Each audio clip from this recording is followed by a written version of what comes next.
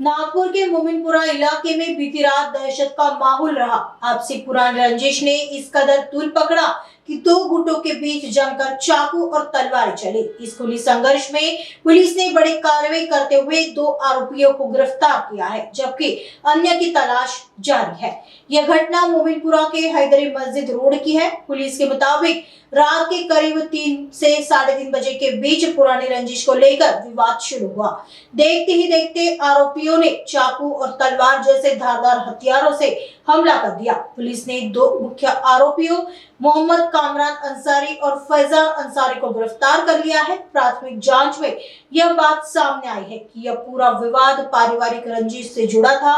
Police का कहना है कि शहर की शांति भंग करने वालों को किसी भी कीमत पर बख्शा नहीं जाएगा। वसीम उमर और खालिद उमर नामक 2 आरोपी फिलहाल फरार हैं, जिनकी तलाश तहसील पुलिस कर रही है। आगे की जांच तहसील पुलिस कर रही है।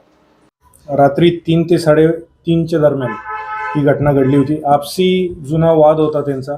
त्या वादामध्ये चाकू आणि छोटीशी तलवार याचा वापर झाला।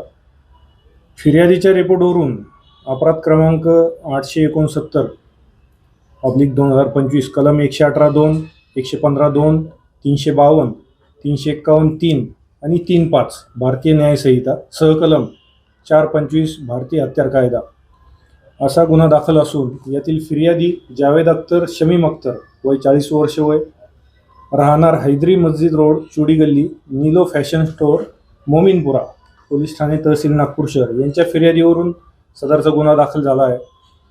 यामध्ये एकूण 4 आरोपी आहेत।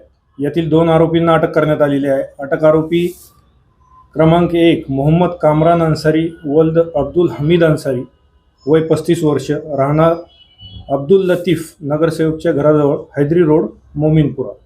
आरोपी क्रमांक 2 जो अटक आहे त्याचं नाव आहे फैजान अंसारी अब्दुल रशीद अंसारी, दोन्ही एका ठिकाणी राहतात। यामध्ये अजून 2 पाहिजे आरोपी आहेत। पाहिजे आरोपीपैकी वसीम उमर आणि खालिद उमर असे हे 2 आरोपींचे नाव आहेत।